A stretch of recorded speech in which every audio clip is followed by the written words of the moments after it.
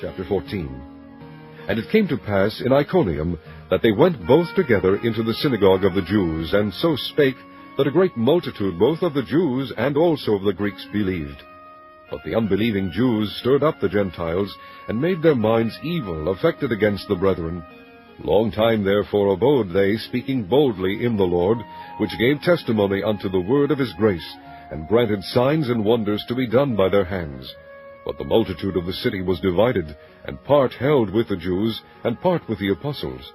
And when there was an assault made both of the Gentiles, and also of the Jews with their rulers, to use them despitefully, and to stone them, they were ware of it, and fled unto Lystra and Derbe, cities of Lycaonia, and unto the region that lieth round about, and there they preached the gospel.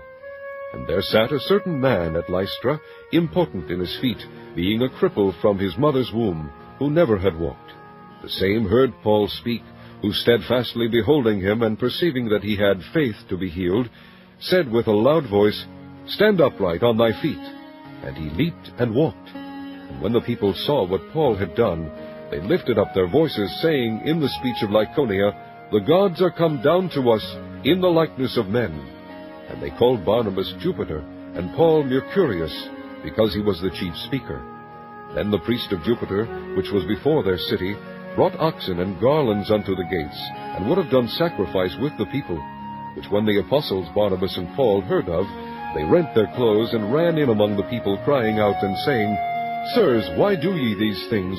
We also are men of like passions with you, and preach unto you that ye should turn from these vanities unto the living God, which made heaven and earth, and the sea, and all things that are therein, who in times past suffered all nations to walk in their own ways. Nevertheless, he left not himself without witness, in that he did good, and gave us rain from heaven, and fruitful seasons, filling our hearts with food and gladness. And with these sayings scarce restrained they the people, that they had not done sacrifice unto them. And there came thither certain Jews from Antioch and Iconium, who persuaded the people, and having stoned Paul, drew him out of the city, supposing he had been dead.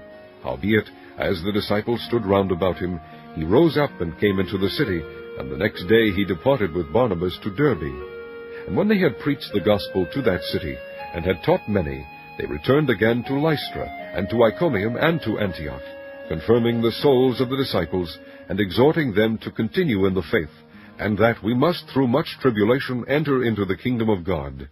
And when they had ordained them elders in every church, and had prayed with fasting, they commended them to the Lord, on whom they believed. And after that they had passed through Pisidia, they came to Pamphylia. And when they had preached the word in Perga, they went down to Attalia, and thence sailed to Antioch, from whence they had been recommended to the grace of God for the work which they fulfilled.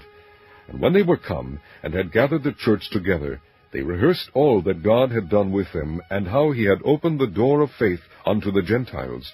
And there they abode long time with the disciples.